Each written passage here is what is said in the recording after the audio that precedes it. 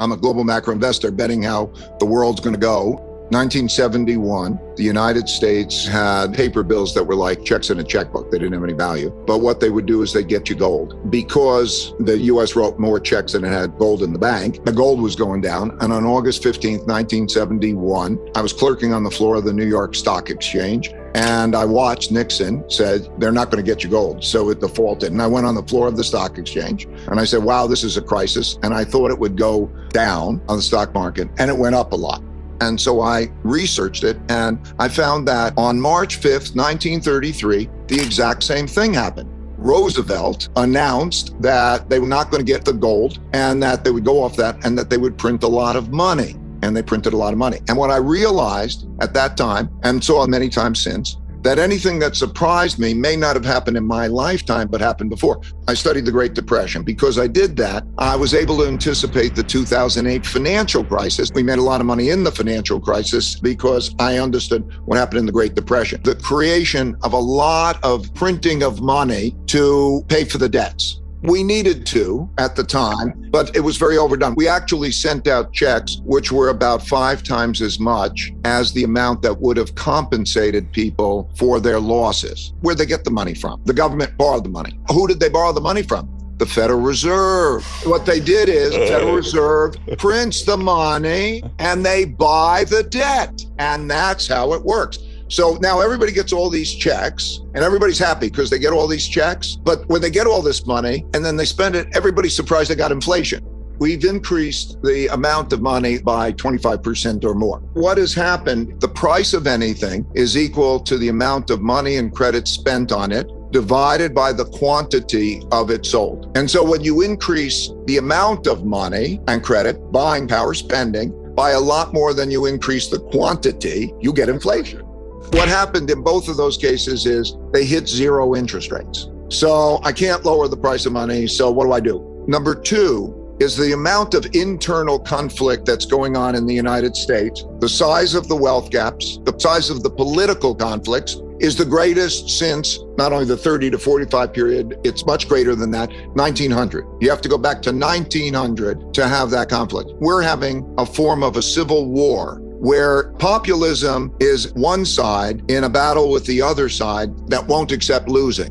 That's why in the next elections, there's a good chance that neither side will accept the result and accept losing. History shows that when the causes people are behind are more important to them than the system is in jeopardy. Right now, there's not much agreement and the polarity is becoming greater. The political right now, if you follow politics, if you even watch events like, what will the reaction be to Supreme Court making the decision of Roe versus Wade? Why are moderates in the political system choosing not to run for re-election? We have this internal conflict that is actually threatening rule of law and the adherence to the Constitution. It's entirely possible that people with different views, they will go to different places and they will fight. So that degree has never happened in my lifetime before.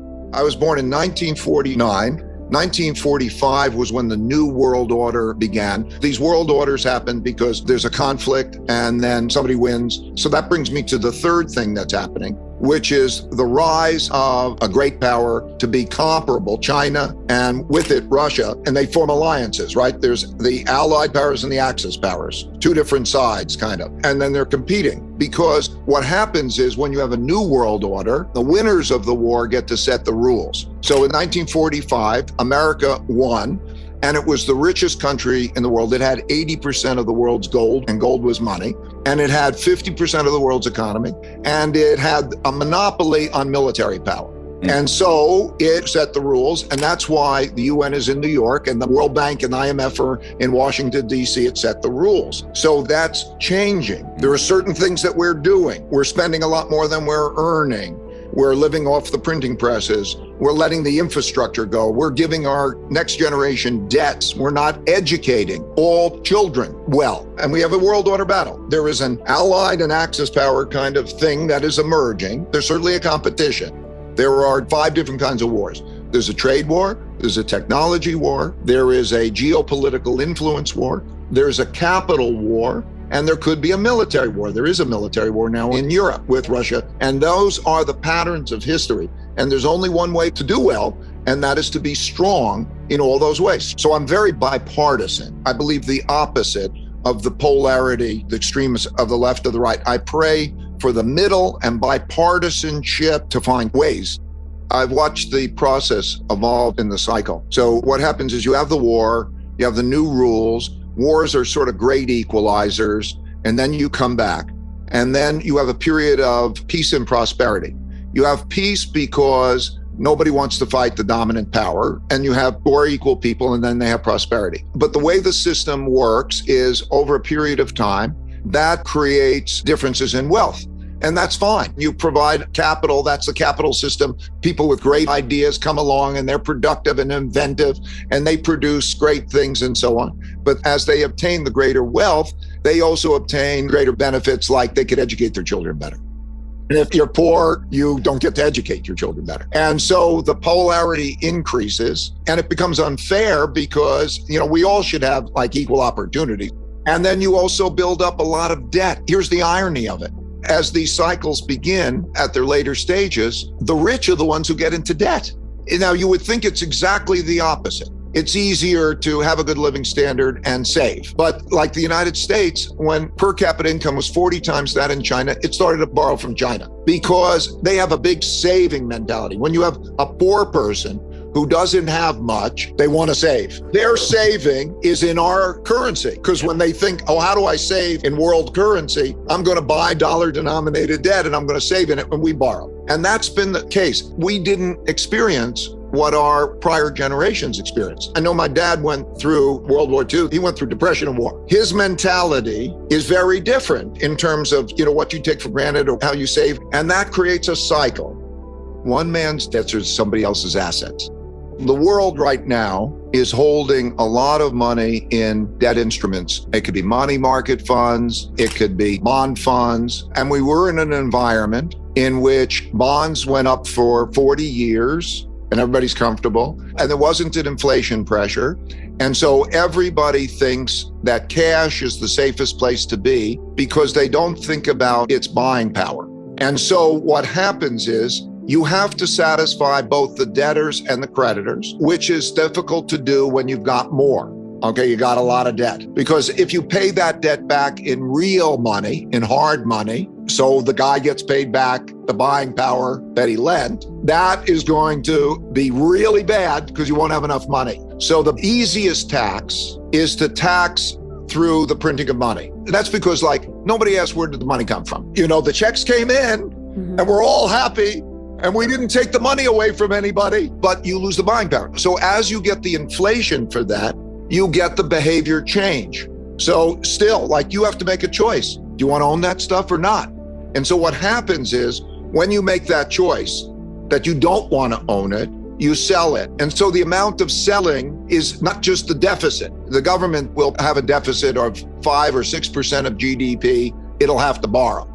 So that means it sells bonds or sells debt of 5 or 6% of GDP. But if others sell too, because they say, I'm not getting a real return, I'm not going to hold that, then you have a lot of selling. That means that either interest rates go up a lot and shut the thing down, or the government prints more money. And that's the mechanics. History's shown us, chapter 3, I think it is, called The Value of Money. And 100% of the time when they're in that position, they'll print the money. Here's the big thing that people think. Money and financial assets are not wealth. They're claims on wealth, but they're worthless. It has no value. It's not real. It's just like digital. It only has wealth, real wealth, if you sell it and you go buy something. It works as long as people who are holding those financial assets want to keep holding those financial assets, even though they're losing buying power to them. It's a Ponzi scheme. That's why if you look at history, even in the Old Testament, there was this idea of the year of Jubilee. What it meant is, okay, you always have these financial obligations rising relative to the other. It happened so often that they said, okay, let's just plan on it. Every 50 years, we're going to have to wipe it clean. Old Testament in the Bible.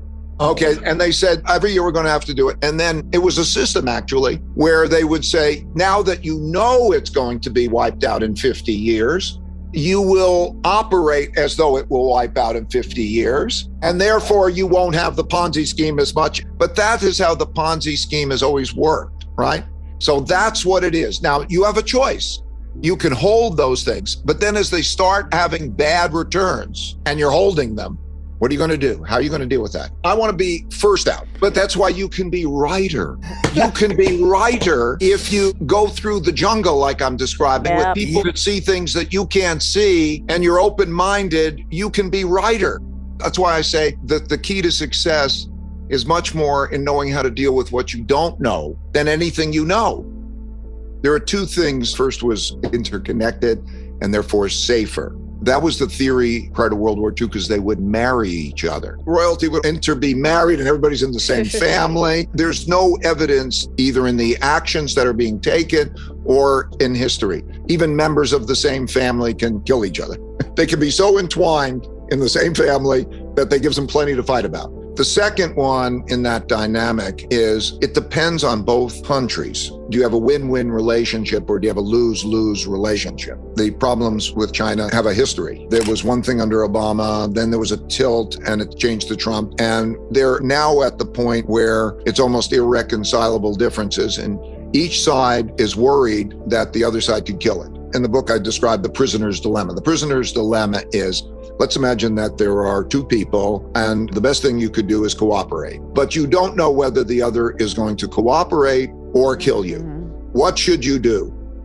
You should kill the other one because otherwise there's some risk that they kill you and survival matters and it's tough to get to cooperation. And so we're kind of in that situation now. China is essentially in the enviable position of finding out how a war goes. And so because the NATO countries and Russia and Ukraine are in its type of war, you can see how that goes. You can see, for example, that the US brings out its big weapon is sanctions. By the way, sanctions have always in history been the big weapon that's brought out before the big military weapon. Like in World War II, Japan was expanding in Asia and the United States imposed sanctions. They sort of embargoed the oil, made it more difficult for them to get oil, and they froze their assets. And so they were stuck, and then they reacted and they bombed Pearl Harbor. And then we had World War II. I've been going to China since 1984, not for money, but for interest, because if I can find interesting places with interesting people and see it through their eyes, I can do that. And I was able to help them learn about the financial markets and so on. And that's led me to know the leaders there, as well as lots of poor people, and to see it through their eyes. And I would say they do not want a war. So we have something that's very similar to that. Now, when I look at the situation there, I think there are three big questions that we don't yet have the answers to. The first question is who wins in the UK-NATO war, essentially. Does Putin win or does the West win? And here's what winning looks like for Putin. That he controls the eastern part of the Ukraine without being regularly threatened, that the economy in Russia has something like a 12% downturn, but is tolerable. Now, since Russia imports everything, you could actually totally shut them off. But how much will those sanctions crush Russia, or will it be tolerable? They are so used to suffering that they're almost uncomfortable if they're not suffering. If you go back 1917, they have the revolution, they lose World War II, they lose 30 million people. Then Stalin comes in and they lose another 30 million people. You know, it's that kind of thing. They have communism. Then they have a bankruptcy and the whole thing collapses in 89. So they won't trade off that issue generally for a 12% fall in GDP. I would say the odds of that are very, very, very small because of a variety of things in terms of security and other things. We'll see. But if he loses, and he appears to be losing, I think he'll escalate. In other words, I don't think he'll go out quiet. And so if he loses, I think that you will see escalation, and that'll take the form of probably threatening nuclear. And also it's a very dangerous thing. And we'll see what the power of sanctions are. And then the third thing we'll see is how the sides line up. West and East, you could look at the countries right now and you could look at their actions and you could see which side they're lining up. Do they abide by the sanctions? Do they not abide by the sanctions? So the beginning of the picture of which are the allied countries and which are the access countries, like in World War II, there's a European war and there's an Asian war and different countries line up, but by and large, they're consistent. And so we're beginning to see those things. Only in Europe, it's so interesting. And I could rattle the countries off.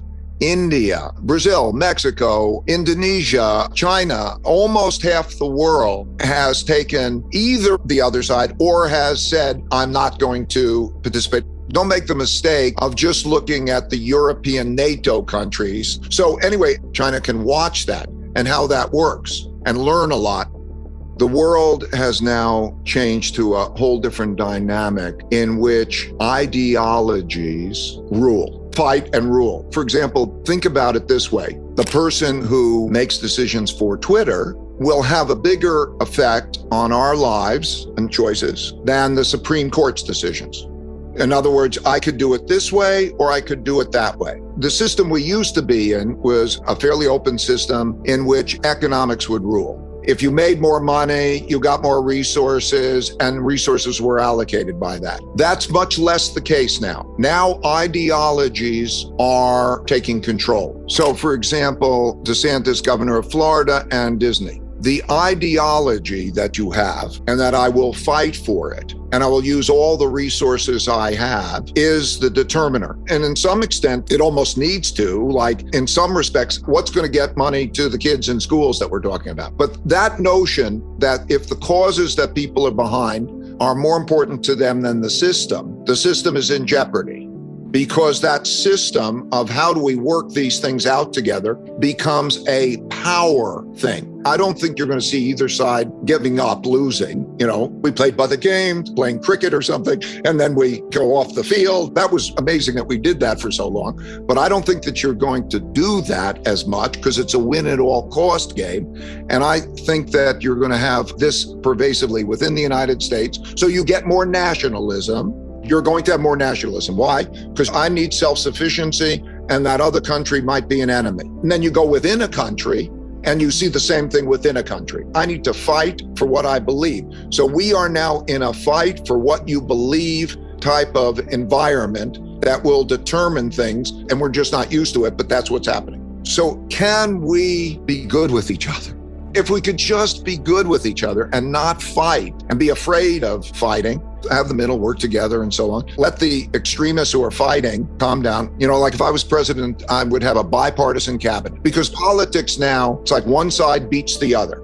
On the statistics, roughly speaking, 30% of the population is extreme right by measures such as, there's a range of things. What percentage of the Republicans or Democrats think that members of the other party should die? It's 15 and 10.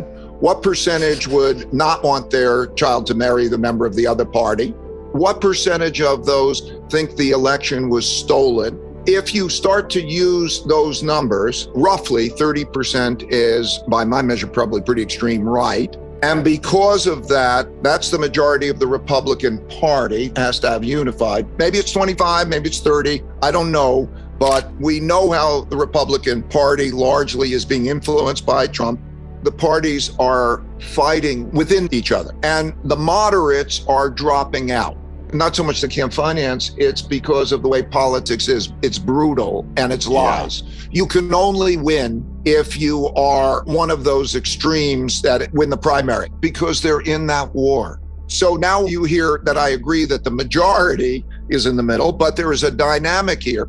That's why, like if I was president, I'd want a bipartisan cabinet, or I want whatever it is that's going to bring, compromise the middle, us together. Like I believe the president of the United States should be the president for the majority of the people, not in a war of one against the other. That's why I think the president, they should have the equivalent of the Manhattan Project with moderates from both parties, work together to re-engineer this and agree on it. And everybody's so hung up, it's got to be exactly the way they want, that you get nothing. Look, I don't care what they agree to. If you have smart people from both sides and they come up with a program, I'm almost certain it's going to be much better than what we've got. I think there's a systemic problem, by the way, in terms of the way capitalism works that needs to be adjusted because the profit system and the reward system doesn't accomplish all the goals that we need to have accomplished. In other words, do we have broad-based prosperity and opportunity? So there are certain adjustments that could be made to that to make it work better. The right, the capitalists, know better how to increase the size of the pie, but they don't know how to divide the pie. And the left knows how to divide the pie, but they don't know how to increase the size of the pie by being more productive. They both can happen simultaneously. Okay, there we go. Like an investment in good education. I'm just giving one good example. Invest in good education. Have an acceptable bottom so that the kids don't become those adults.